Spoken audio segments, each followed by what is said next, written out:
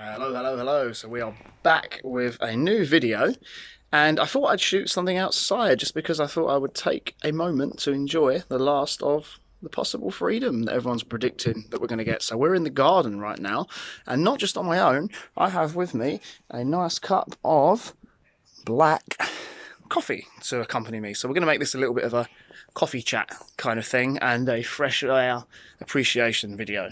Okay, so just in case we're all locked up with our hands behind our backs over the next couple of days or even weeks or however long, for now we're just going to savor this moment. Not that I think it will ever get to that kind of bad a situation, and I certainly hope it doesn't. Anyway, topic for another video. So today, just wanted to touch on stability training versus instability training. But we're going to talk about the sensible version. So not the retard version. The retard version would be, you know, stability as in the sense of, oh, let's do single leg squats on a Bosu ball while trying to ride a skateboard down a half pipe, versus people that just will never come off pure isolation loaded machine based things where they don't have to move anything other than the limb that they're using and their whole body just remains stationary. Again, full potato, kind of extreme. We're not talking about that. We're going to talk more about a sensible spectrum, which for me is things like your general free weighted movements, i.e. fixed surfaces, bench press, dips, overhead press, things like that that are a bit more fixed, and obviously unstable surfaces, which applies to the calisthenics athletes such as myself and the people I work with, rings and things like that. Obviously with rings you've got less stability, so that makes it harder because you're forced to create stability. So people are in two schools of thought here.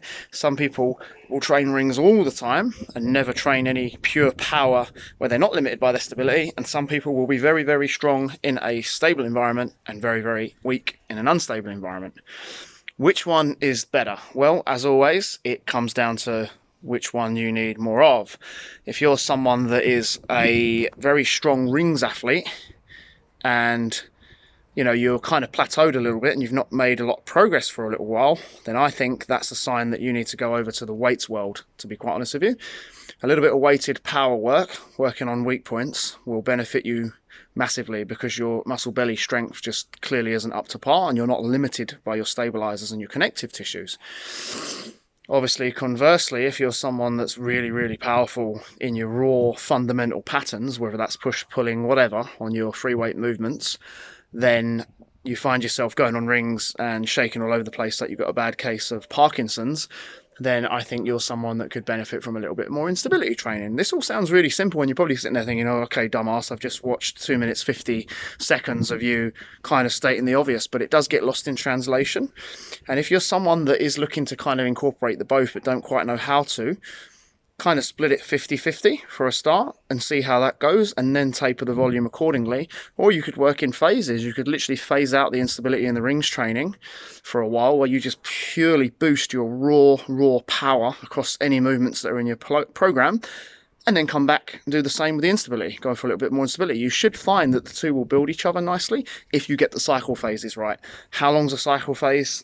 Really depends on your level, how your body recovers, you know, how long you've been training, how hard you've been training, etc. Rule of thumb, 3 to 4 weeks on the low side, 6 to 8 weeks on the high side. People that can train like 12, 16 weeks without any deloads generally are beginners and therefore quite weak and new in their fitness journey. So this video probably won't apply to them as much. Just something to keep in mind. So there you go, a little topic discussing stability versus instability. There is a time and place for both, like always. So weights and ring work have their place. Use both as you need. If you have any more questions on this topic, do feel free to drop a comment down below.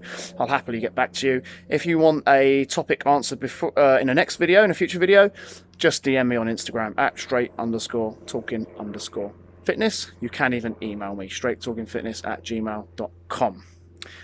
That's all we got for today, guys. Stay tuned. I will be trying to post a few more of these, so by all means, if you like them, subscribe to the channel, and yeah, stay tuned. Bye.